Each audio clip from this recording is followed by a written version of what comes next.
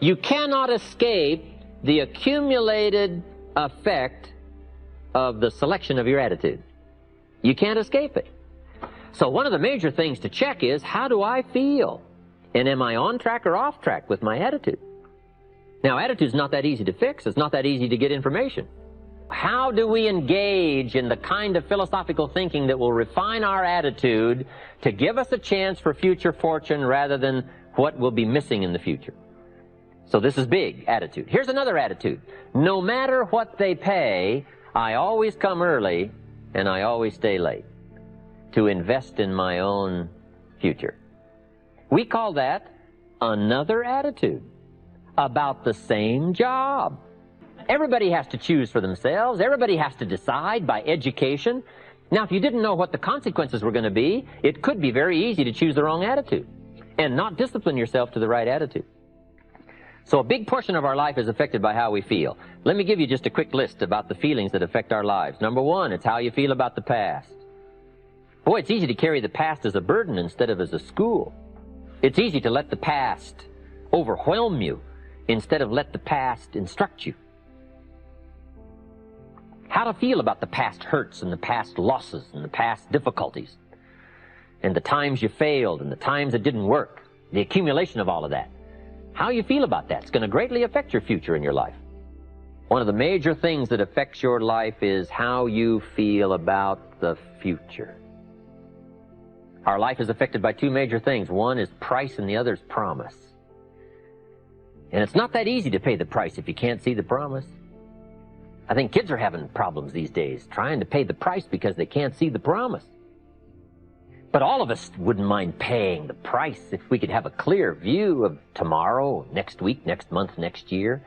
If we had the high assurance with great probability of how it's going to work out, do you think we would hesitate to pay? The answer is no. But everybody hesitates to pay if the future isn't clear. So to help the kids these days, we got to do two things. Help them to see the promise and help them pay the price. But we can pay if we can see. My karate instructor said, Mr. Rohn, you cannot believe the incredible feeling of walking down any city street unafraid. I said, let's get on with the classes, right? Hey, I will sweat. I will put myself through the paces, right? What would we do for an extraordinary promise? Answer, the most unbelievable things. Would you crack the books? Would you burn the midnight oil? Would you engage in the extra thoughts and the extra disciplines if the promise was adequate? And the answer is, of course. But who wants to read? Who wants to burn the midnight oil? Who wants to put themselves through the paces if the promise isn't clear? Important, price and promise. Here's number three. It's how you feel about each other. It's so important. Attitude about society, country, state, and city, community, family, enterprise, office, company, corporation, division. It's so important to have a unique understanding about other human beings and what makes a good life, what constitutes a good life. How you feel about each other. I've got a good phrase for you. You can't succeed by yourself. So to have a unique, refined sense of appreciation for each other is prerequisite. It takes each other to build a society. It takes all of us to build a country, to build a nation. It takes all of us to build a community. Key phrase, you can't succeed by yourself. I gave a speech not long ago to the Rotary Club of Culver City, California, and I was unusually affected by the Pledge of Allegiance that day. Big, strong voices. It's a big, strong club. And it was going through my mind the next few days, the Pledge of Allegiance. And the more I thought about it, the more I thought, what an important key document, right? The Pledge of Allegiance. It takes all of us to make any one of us successful. And a unique, refined appreciation of the all of us is what makes the I of us do much better. That appreciation of society. It takes all of us to make a market. We need each other's ideas and inspiration. And once you have that sense of appreciation of the all of us, now you and your place and your possibilities and your opportunities now start to really soar when you understand how important it is within the framework of the all of us. So you can't succeed by yourself. It's hard to find a rich hermit. Now here's the big biggie. It's how you feel about yourself. That's major. Understanding self-worth is the beginning of progress. How valuable are you? What could you do if you had all the skills? If you took the extra classes and burned the midnight oil, what could you do? What true value could you become? That is one of the better exercises. What could I become in terms of value? What could I really do in the marketplace, in enterprise, family, home, love, experience, marriage, friendship? How valuable could I become? Am I valuable enough to work on what all is still not functioning in my life to full capacity? If I'm operating at 20%, what could I possibly do with the other 80%? And do I have it in knowledge and worth and value and experience? Once you start understanding this part of you, understanding how valuable you are, it is a whole new experience, understanding self-worth. So attitude plays a big, major part in how our life works out. You got to have good plans. Plan for your personal development. The plan to be better this year than last year. The plan to take the classes, attend the workshops, do everything you possibly can to show personal progress, not just financial progress, not just the progress of having one more car or one more home, but the progress of personality, the progress of communication skills, the progress of recruiting skills, the progress in how to deal with people, progress in using your influence so that it multiplies its power by 5 by 10 versus what it used to be. You need those kind of plans. A plan for personal growth, personal development. A plan to be all that you can possibly be in the years to come as you develop your Herbalife business and your life business and your family business. All of that. Got to have good plans. You need a pleasing personality. There's many parts to your personality. One is your working personality.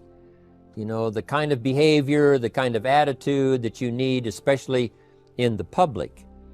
Some things you can kind of get by with being a little careless, maybe in private, but in public, where it counts so much in your paycheck, it counts so much in building your business for the future, your own personality. But here's what you also must remember. You develop your personality in private so that it serves you well in the public. Sometimes we get the mistaken idea, I can be careless with just these few and be more careful when I have 1,000. But see, that doesn't work that way. Careless with a few, sure enough, that will creep into your presentation for 1,000 people. The influence you have one-on-one, that's what really counts. You say, well, I'm only talking to 2 people, it doesn't matter much. That's when it really matters. Because if you'll practice well there, using your personality, using your influence, to get someone's attention, to get them to listen, to get them to participate, the kind of personality that someone says, I'd like to be around this person. They're unusual. They're not like the average person I meet on my everyday experience. That kind of personality. But you've got to practice it behind the scenes. You've got to practice it one-on-one. And if you're effective one-on-one, 1-on-3, 1-on-5, I promise you, that will get you ready to now perform with the kind of personality, the kind of charisma that wins people when you're in front of 500 people, 1,000 people, 5,000. So this is a good point, working on your personality. So, same thing you can learn to do. Utilize your personality, utilize your influence, give people the gift of attention. We have to develop that early in our lives. All of our lives, we have to look at those that are less fortunate than we are, those who need a helping hand, and especially now we learn to look at those who need an opportunity, those who need a change in their health, those who need a change in their life and in their lifestyle. It's this kind of sympathy and understanding that drove Mark Hughes to construct the company. It took that kind of understanding, that kind of sympathy, that kind of deep emotional feeling. Then Mark understood what it meant to be poor. He understood what it meant not to have. He understood what it meant to be short on finances, on resources. He understood what it meant to lack, a full formal education. He knew all of those lacks. And instead of crying about it, he said, what I will do is change it for myself, and then I'll help other people that have the same challenge. Lack of education, lack of the money, lack of the resources, lack of good health, faced with all kinds of difficulties they can't solve, I'll get mine solved, and then I'll be strong enough and have the skills to where I can help other people. That kind of leadership quality is so powerful. That kind of understanding. Now here's the next three. Willingness to assume full responsibility. All of us have been taught that, to take full 100% responsibility. Mark Hughes says, what happened to me might not have been my responsibility, but what I do about it is my full responsibility. I've had some people did me wrong. In his first couple of business experiences, he was done wrong. Some people ran off with the money. He was left holding the bag. But he said, that's what happened. And I was not responsible for what happened, but I am responsible for saying to myself, now, what am I going to do about what's happened? If a hailstorm destroys the farmer's crop, he wasn't responsible for that. But his responsibility now begins when the hailstorm is over, when he asks the question of himself, what should I do now? Now that this catastrophe is over, now that the damage is done, now what should I do about it? And a philosophy I've taught all these years, it's not what happens to you that determines your future. It's what you do about what happens that determines your future.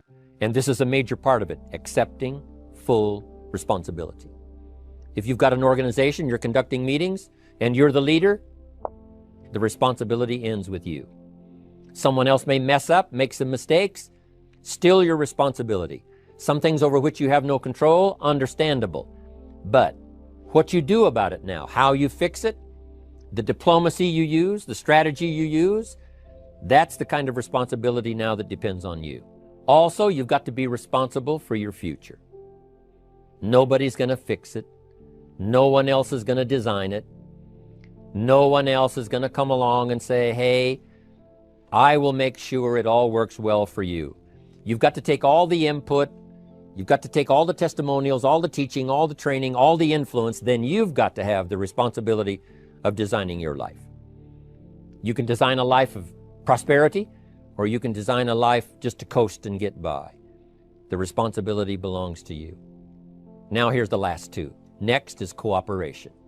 One of the great things we learn in life is how to cooperate so that we take advantage of each other's ideas, we take advantage of each other's input, we take advantage of each other's enthusiasm, we take advantage of each other's testimonial, and we take advantage of each other's willingness to grow. That kind of cooperation has built. In those early days, Mark got the group together. Jerry Shatanovich, Doug Stuntz, the rest, and made some plans to cooperate. Said, no telling what kind of powerful meetings we can have if we work together. No telling how many people we can affect, even right away, if we work together. You do this part, you do this part, I'll do this part, we'll make it work together, and we'll get the ball rolling. There's an ancient phrase that says, if two or three agree, nothing is impossible. If they agree on the same project, if they agree on the same vision, if they agree on how to get there, I'm telling you, nothing is impossible. Nothing can stand in their way. Just two or three.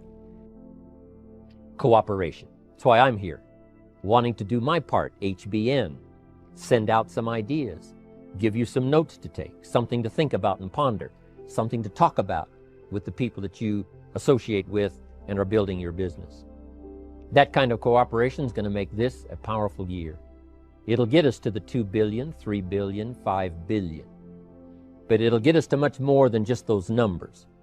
It'll get us to a place of honor, respect, prestige, influence, feeling good about ourselves for the hard work that we're doing, cooperating with each other. I want to cooperate with you, helping build your business. We're on our way. We will have the billions. We'll have the stories. We'll have the experiences. Now here's the last one. Napoleon Hill said, a major attribute is vision. Vision is in many parts. One, a vision for your own course to follow. A vision for you, for yourself. A vision for your financial future. A vision for your health. A vision for your wealth. A vision for you to latch onto and make something out of. A vision for your family. Because vision must now lift others as well as ourselves. Guess what our family is counting on? That we'll be able to see things that at first they cannot see. That we'll be able to look further into the future than perhaps they will be able to look. The same is true with your organization, the people that are around you. They're counting on your vision.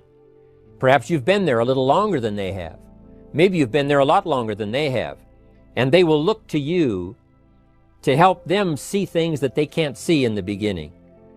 And if you will do that, develop that attribute of, I'm telling you, you'll have such a dramatic effect on your organization, it will be unbelievable. A vision for yourself, a vision for your family, a vision for your organization, a vision for the people that you're close to. The old prophet said, without vision, we die. We perish. Unless we can see into the future, life loses its meaning. Unless we can look further than just where we are at the moment, then we have no reason for faith, no reason for activity. But if we'll develop this skill, beyond any other skill, I'm telling you, it will help us touch people because they'll want to be around us because we have this look into the future. Not only the short-range vision of what we're going to do this week, this month, this year, but the long-range vision like Mark has, taking us to the 5 billion. You can have a vision that will take your organization into the future and bless everybody with success. Here's the big challenge of life. You can have more than you've got because you can become more than you are. That's the challenge. And of course, the other side of the coin reads, unless you change how you are, you'll always have what you got. I have found in my experience that income does not far exceed personal development. Now, sometimes income takes a lucky jump, but sure enough, unless you grow out where it is, it'll usually come back where you are. Life has strange ways. If somebody hands you $1 million, best you become a millionaire quickly, so you get to keep the money. Otherwise, sure enough, it'll disappear. Success is something you attract, not something you pursue. Success is looking for a good place to stay. So instead of going after it, you work on yourself. Personal development. See, the major question to ask on the job is not what are you getting. The major question to ask on the job is what are you becoming? Because true happiness is not contained in what you get. Happiness is contained in what you become. So that's our major subject for tonight, personal development. Of all the assignments Mr. Schoaf gave me at age 25, this was probably the most difficult. In fact, I'm still working on this one. I think it's an unending challenge to see what you can become. The next subject is called basic laws. And it's good to study the basics. And I call these basics primarily because they come from the Bible. Now, I'm not a theologian or a minister, and that'll be apparent. But Mr. Schoaf taught me that the Bible was a good textbook for ideas and stories and success equations, how to live the better life. I found out that was true. He also taught me that the Bible is as practical as it is spiritual, and I found out that's true. If you look at your bank account and your income and you're not happy, there's several places in the Bible to check to see what the heck's wrong so you can make the changes. And we're going to cover some of those tonight, called basics. Okay, the next subject is my favorite, setting goals. Mr. Schoaf taught me how to set goals. What a favor that was. One morning at breakfast, shortly after I met him, he said, Jim, let me see your current list of goals, and let's go over them and talk about them. He said, maybe that's the best way I can help you get a better direction started. And I said, I don't have a list. He said, well, is it out in the car or home somewhere? I said, no, sir. I don't have a list anywhere. He said, well, young man, that's where we got to start. He said, I can tell you right now, if you don't have a list of your goals with you, he said, I can guess your bank balance within a few $100s, which he did. And that got my attention. I said, you mean my bank balance would change if I had a list of goals? He said, drastically. That day, I became a willing student how to set goals. And sure enough, learning how to set goals changed my life. And I often wondered why no one had ever taught me how to set goals up until age 25. So here I am, age 25, married, my family's starting, I've been to college, I'm working, and I still don't know how to set goals. But fortunately, when I was 25, I met the man who taught me how, and it revolutionized my whole life. Economically, socially, personally, it's incredible. So I want to share with you tonight what Mr. Shove shared with me, how to set goals. It can be a life changer. The major key to your better future is you. And I'd like to have you underline two words just to give it some added punch. Underline the word major and the word you. Now my first suggestion is transfer this to a card or something where you can put it up, where you can see it every day. Preferably put it up where you can see it at the beginning of the day, before you go off to put the day together. This is a good phrase just to glance at, to keep in mind as you're putting the day together. It's called the silent seminar. If you'll just let this talk to you during the day, I found it to be tremendously helpful. I used to wonder why two people could work for the same company, one make twice as much money. Now see, that used to puzzle me. And maybe they were the same age, graduated from the same school, live in the same community, work for the same company, with the same products and the same services. They've got the same traffic, the same problems, and one makes $1,000 a month, the other one makes $2,000 a month. Now that was my puzzling question. Why would this long list be the same and the money twice as much? I asked, what's the difference between $1,000 a month and $2,000 a month? And I don't mean $1,000 a month, right? I could figure that out. But what makes the difference? Why would one person do twice as well, 3 times as well? Speaking economically, now I know there's more than one way to do well. I understand that. But in this little narrow area called compensation, what's the difference? Well, back then, with my faulty thinking, I'm trying to reason it out. I thought, well, maybe time makes some of the difference, right? Some people do better because they have more time. I used to say, Harold ought to be able to do well. He's got a lot of time. If I had all of Harold's time, I could do well. Now, that's got to be dumb, right? Number one, you can't get somebody else's time. A guy says to me one time, he says, you know, if I had some extra time, I could make some extra money. I said, then forget it. There isn't any extra time. Now, if you can't get more time, which you can't, what could you get more of that would make a difference in economic results? And here's the key word. Make it a part of your notes. We're going to consider it tonight. The word is value. And I have a little phrase for your notes. Value makes the difference in results. You can't get more time, but you can create more value. Now, here's the first lesson of economics. Everybody should learn it from the time they're old enough to understand what a dollar means, how to earn one, how to get one, how to keep one, what to do with it. First lesson of economics. We primarily get paid for value. That's lesson 1. Bringing value to the marketplace, that's how you get paid. You don't get paid for the time.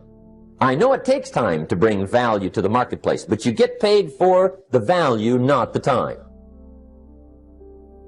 Now, since that's true, here's one of the key questions of the evening.